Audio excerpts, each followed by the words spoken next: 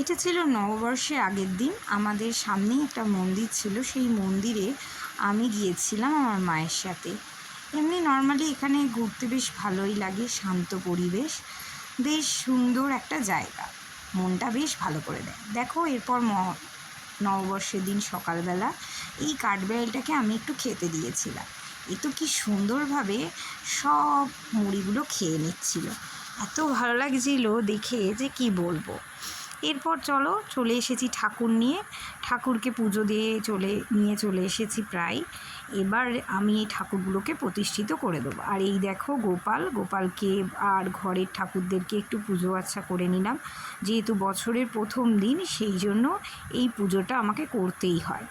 আর তারপর এই যে খেয়ে নিলাম লুচি ছোলার ডাল, আর এই ছিল নববর্ষের খাবার।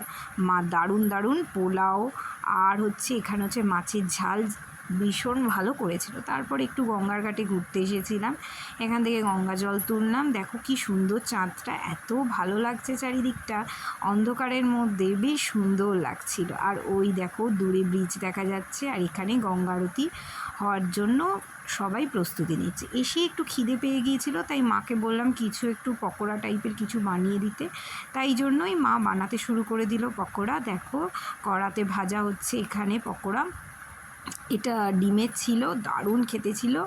আর এর সাথে আমাদের স্পেশাল ছিল বিরিয়ানি।